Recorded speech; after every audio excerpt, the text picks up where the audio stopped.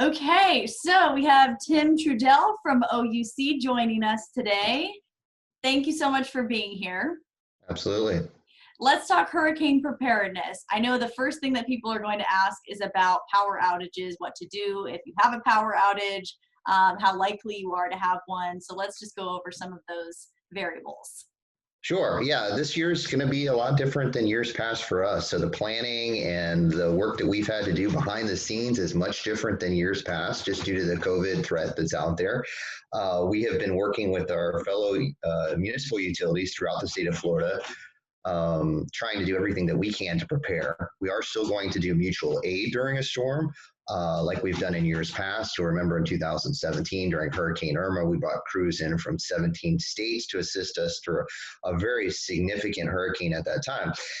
So we've got to continue to make sure that we're doing the preparations necessary both in-house and with our fellow utilities throughout the state and the country. We've got to use a modified approach this year, obviously, with social distancing and the threat of COVID-19 that is out there, and it's a real threat. But we have to make sure that we can still respond, and we cannot do that effectively without mutual aid. So we're going to use those years of experience working with others and modify them for the current pandemic and make those adjustments. And hopefully we don't have to use all of that during hurricane season, but all those things have been going on behind the scenes for the last several months. Our teams have been meeting very, very often trying to figure out the best approach. So at the end of the day, your viewers, our customers, hopefully will not notice a difference, but we have to be prepared right now, and we're starting to make those preparations.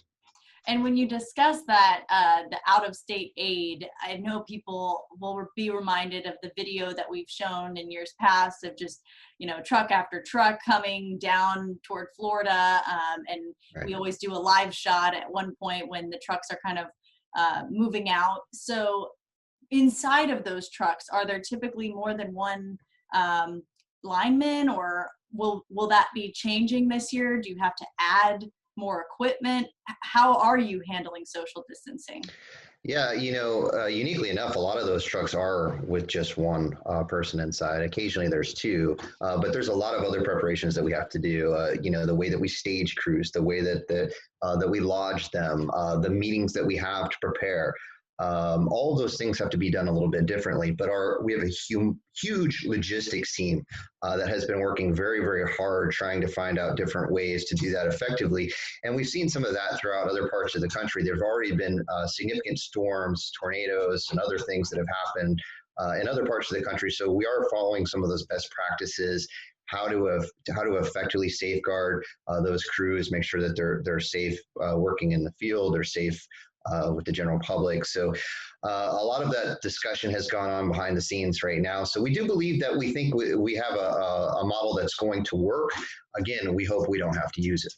Yeah, no, that is true that we have, some weather events that have Right. kind of helped Florida prepare for what's to come. Absolutely. And we've seen that, and that's part of what we do is we have these conversations.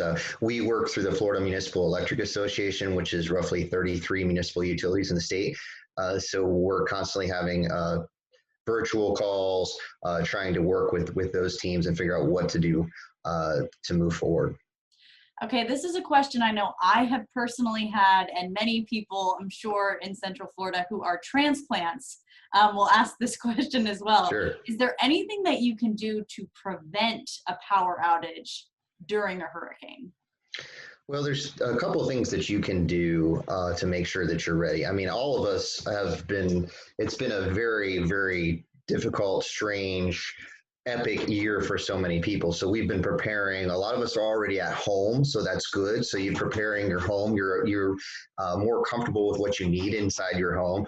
If you want to get a generator, that's a personal choice. We're going to do everything we can to keep the lights on and get them back on if you do lose power.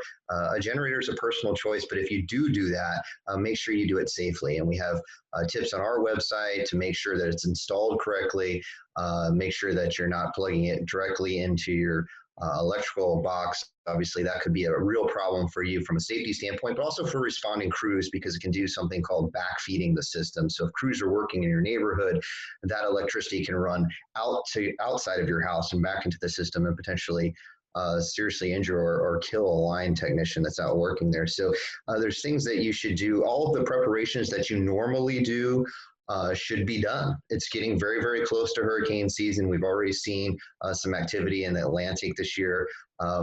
Chances are we're going to see more. We realize that. The good news is here in Orlando, we actually have a tremendous amount of expertise. We have experts that are out in the field all the time. We've dealt with hundreds of storms here. Any typical afternoon, as you know, with your time here, a typical summer afternoon here can be significant activity. You can have tremendous lightning, tremendous amount of storms in just a single afternoon. So a hurricane obviously combines that, multiplies that, makes things a lot more difficult for us. But we're doing everything we can on our end to prepare. We ask that you continue to follow your safety plans at home, maybe modify them a little bit since you're at home. Maybe, if you are, certainly you can start to think about, family plans and things like that. But we'll do everything we can to prevent outages. We have a very strong system. Our restoration, pattern for after a storm is going to obviously take those critical facilities into check first. The hospitals, the fire stations, police stations, those are going to come first. And then we'll work our way into the neighborhood. So we have a restoration plan. We have crews that we believe will help us and will help others if they need it as well.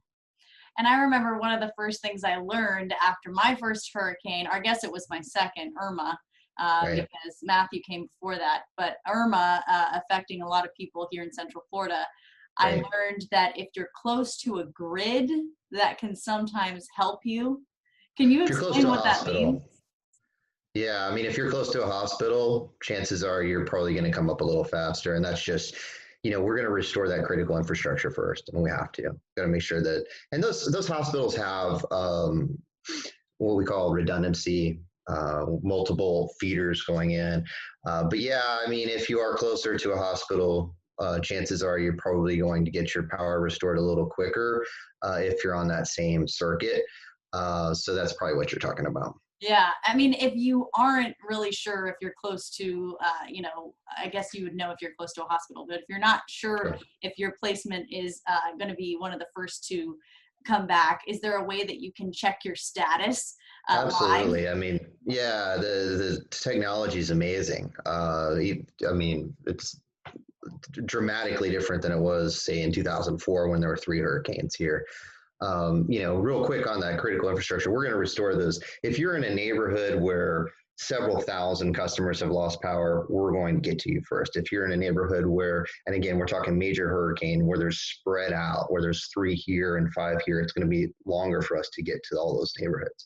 But yes, I mean, you can text out to my OUC. We'll send you text alerts. We have an outage map with estimated times of restoration. We have a lot of tools that you can find online and on your phone because we found that. I mean, especially during 2017, whenever we lost 60% of our customers that first night.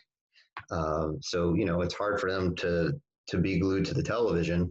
They're going to have to find other ways to get their information. So a lot of that does come through cell phone, social media.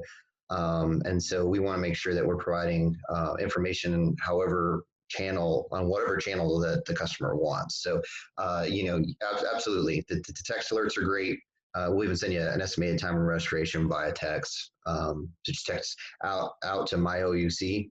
It's 69682, and we'll actually find your account if you're an OUC customer, and we'll take care of all the background stuff for you. And there's usually a live map on your website too, right? Yes, it's a lot. Yeah, I mean, it can get modified because it starts to look a little bit like a science experiment during a major hurricane because there'll be things everywhere. But we try to keep as much information as we can. At the end of the day, our customers expect and deserve as much information as we can provide. And the outage management tools that we have today are much, much more advanced than ever. I mean, we can see customers, our entire grid, we can see when a customer is out automatically within our outage management system. And that helps us respond too. We know where all our trucks are. We know where all resources are from other places. We're able to pinpoint that out and we can disperse those crews. Now, during a major hurricane like 2017, what we did is we took those critical infrastructure spots and I don't think any hospitals lost power during that time, but there were some critical infrastructure spots, and we obviously assigned crews there immediately. But then we started doing something at a very, very neighborhood-like level. We have about 30 substations. So if you took our service area and divided it into 30, we actually worked out of each substation. So there was like a remote operations center, a miniature one in each substation where we were dispatching crews from, say, Detroit or whoever else to College Park. So it was very interesting as we started to work down at that neighborhood level. But yeah, so just give you some insight. That reminds me of our pinpoint weather and how we're able to, go straight to your neighborhood street level. That's great. Yeah, what we call granular data is so important today, much more important than ever. And really for storm restoration, it's really key. We need that data. It helps us make real-time decisions, and those real-time decisions, if you make them right, impact customers very positively. And the way that you mentioned, just texting and using your cell phone to provide those status updates, just as one more reminder to have those, blocks, the cell phone chargers charged up, ready to go as a part of your hurricane kit. That's part of what we do. Whether you're an OUC customer or any utility, you should be using those tools now. I mean, as part of your family plan, go ahead and log on to your provider for OUC. There's a tremendous amount of information that you can get each day if you want. I mean, there's a dashboard, you can see hourly usage and all that stuff. But you can also, it's also really good so that make sure we have all of your proper information. Get all that logistical stuff done now, like we're doing behind the scenes, so that if we do have a major storm, you're prepared, and we have all the latest information on your end, so that we're able to get that back out to you. Because at the end of the day, that's all everyone wants to know is, when am I going to get my power back? It's so important, especially with so many people working from home. And like I said, we're going to do everything we can to prepare, and we hope that our customers will as well.